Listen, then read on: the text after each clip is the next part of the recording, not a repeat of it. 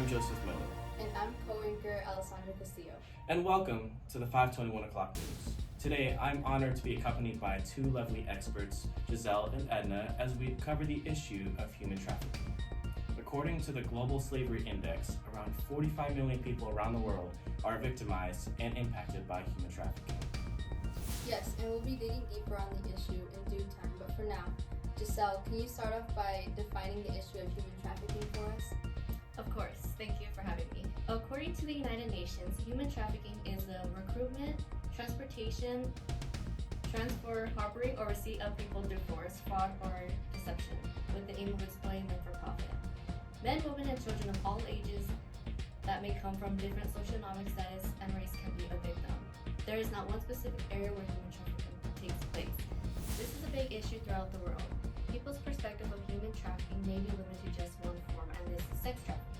Beyond this one form of human trafficking, there are forced labor, which is forcing people to work, organ removal, removing your organs usually performed by doctors, domestic servitude, which is an example that can be such as like a nanny or maid within the homes of these traffickers, where they are getting underpaid or no paid for work and cannot leave. Child soldiers, which they are forced to act as human shields like in war. Forced marriage, marriage that takes place without the consent of one or more people in the marriage. Forced begging, victims of traffickers that have to beg for money. And selling children, which is being sold to do any type of work or being adopted by another family. Right, and a big reason to why this issue continues to be so prevalent is due to the victims' vulnerabilities being exploited and taken advantage of. Some of these vulnerabilities can include victims' disability status, sexual orientation, gender identity, age, migrant status, and even certain religious affiliations. It's much easier to target someone when a disability, whether physical or mental, limits what they have to face every day. Someone who is physically disabled and needs aid in everyday activities could find it much harder to defend themselves against someone who is putting them in danger. Or someone who is mentally impaired probably doesn't even know the situation that they're in, doesn't understand fully the concept of human trafficking. On the other hand, we have victims that are part of the LGBTQ community that find themselves vulnerable when their identities are rejected by their families or the communities and people around them. So they become vulnerable because they get kicked out of their house and find themselves without anywhere to go. But in cases where they run away, they also find themselves without places to go in hopes to avoid their identities and to reveal the truth to their parents or the people around them. Because revealing their identities can actually make it worse for them. But this can be a vulnerability in and of itself as well, because the traffickers or people who are recruiting them can hold that against them and use it as leverage to include them in the process. Okay, to go off what Edna was saying, migrant status could also be another vulnerability. For example, someone that is trying to go to another country, such as the United States for better opportunities, will do whatever it takes to get the resources they need to be here. Someone's religious affiliations can be a vulnerability due to traffickers using them. For example, someone that is trying to go to another country, such as the United States for better opportunities, will do whatever it takes, such as the resources that they need to be here. Someone's religious affiliations can be a vulnerability due to traffickers being known to target women and girls from religious minorities, using them to force them into marriages. Finally, depending on the victim's ages, they can tend to be more vulnerable. For example, children may be more gullible or may find themselves to be defenseless when having to fight off the offenders. Thank you, Edna and Jissel, for sharing that information. As we talk about the victims and the vulnerabilities, I just want to talk about some of the demographics that I found surrounding human trafficking. As in 2017, 16 million people were trafficked into forced labor. 4.8 million were trafficked into forced sexual exploitation. Of that 4.8 million sexual exploitation victims, 3.8 million were adults and the other 1.1 million were children. Women and girls accounted for 71% of all victims. The average age of a child sex trafficking victim is 12 to 14 years old. Between 60 and 70% of trafficking victims are from the child welfare system. Girls with a history of sexual abuse are a higher risk to be trafficked. 1 in 7 runaway children are reported as child sex trafficking victims.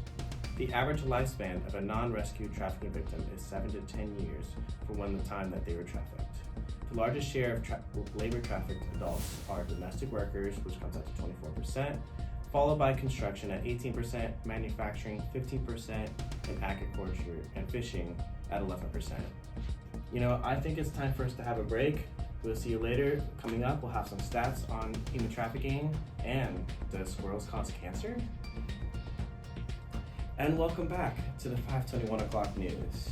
As we said before, we're going to cover some stats on human trafficking with Alessandra. Thank you, Joseph. According to recent data from international organizations, human trafficking has reached alarming levels with a 40% increase over the past year alone.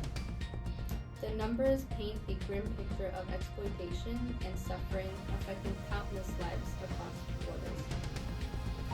Behind these statistics are real people, often vulnerable individuals targeted by traffickers.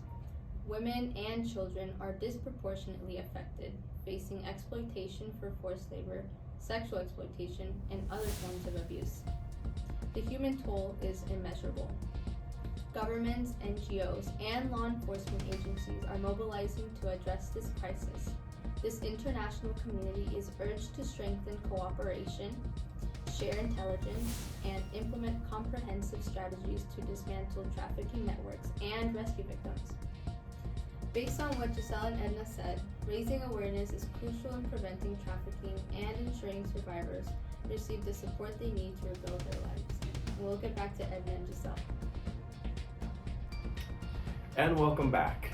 We bring back Edna and Jissel as we talk about some preventative measures when talking about human trafficking. First, we'll start off with Jissel. Okay, so the first preventive measure that can bring awareness in human trafficking is education. By understanding the tactics employed by traffickers and recognizing the signs of human trafficking, we empower ourselves and our communities to be vigilant and take action.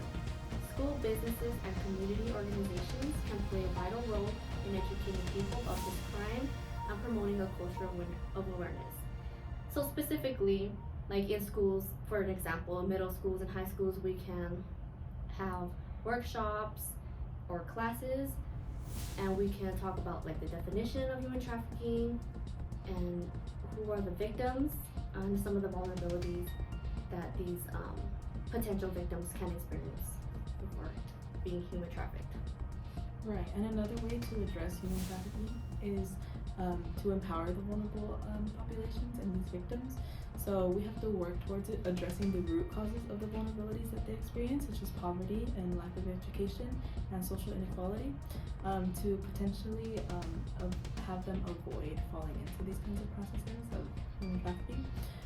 So investing in education and the skill development programs can really empower the communities and provide individuals with the tools to resist the exploitation. And also strengthening social support systems and creating job opportunities can also give them can also help contribute and give more opportunities to reduce the vulnerability. And finally, by empowering these individuals with education and the skills that they need and the skills training and the economic opportunities, we can create a protective shield against the traffickers, so they wouldn't fall into the human trafficking.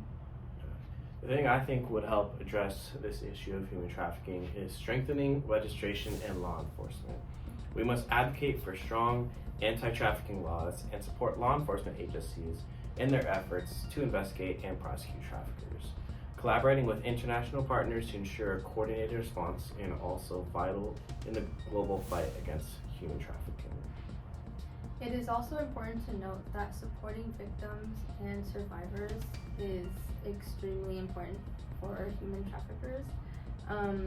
Supporting survivors is crucial, and by offering them a safe space, access to healthcare, legal assistance, and vocational training, we can help survivors reclaim their lives and prevent them from falling back to the hands of traffickers. In conclusion, preventing human trafficking is a collective responsibility. By raising awareness, addressing vulnerabilities, advocating for strong legislation, and supporting survivors, we can contribute to the eradication of this heinous crime. Let us stand together, united against human trafficking, and work towards a world where every individual can live free from the chains of exploitation. This is Joseph Miller. This is co-anchor Alessandra Castillo. And I'm Jissel Ibarra. Edna Alvarez. And we thank you for showing up to the 521 o'clock news. We will see you next week. And remember, It's on us to stop human trafficking. Thank you. Good night.